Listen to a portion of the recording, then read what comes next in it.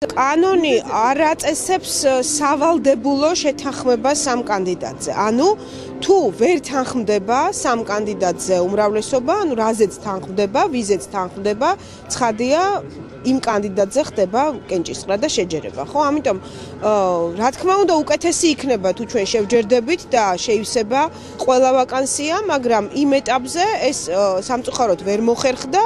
აქედან გამომდინარე, უნდა გაგრძელდეს კონსულტაცია, შეთანხმება ეს არის ძალიან მნიშვნელოვანი და საპასუხისმგებლო პოზიცია. ხა ძალიან რთულია ინდივიდუალურად ხა რომელიმე გამოვყო, რომელიმეზე ვთქვა, ან დადებითი, ან უარყოფითი, იმიტომ რომ ეს არის მაინც პერსონალური საკითხი, ინდივიდუალური საკითხი. ის გარკვეული აჟიოტაჟი, რომელიც არსებობს ამ თემის მიმართ, მე ვფიქრობ, რომ გაზვიადებულია.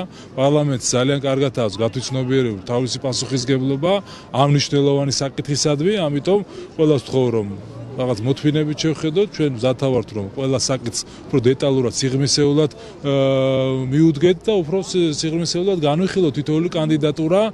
უფრო დაწვრილებით, უფრო გულდასმით, უფრო ყურადღებით შევისწავლეთ კანდიდატების მიერ წარმოდგენილ პროგრამებს, გავეცნობით მათ ბიოგრაფიას. შეიძლება ვიღაცამ უნდა მითხრას, რა საკეთებდით აქამდეო. ვიყავით დაკავებულები, რომ უფრო დაწვრილებით გაგვეცნო ეს საზოგადოება, ვინც არის წარმოდგენილი. თუ ჩვენ გავითვალისწინებთ იმ პერიპეტიებს, რაც თან სდევდა მუდმივად ბორცვს ტელევიზიის, მე მგონი ამ ეს სიფრთხილე დასაძრახი არ უნდა იყოს ჩვენი. თქვენ გახსოვთ ხო რაც ხდებოდა ტელევიზიაში მთელი წლების მანძილზე.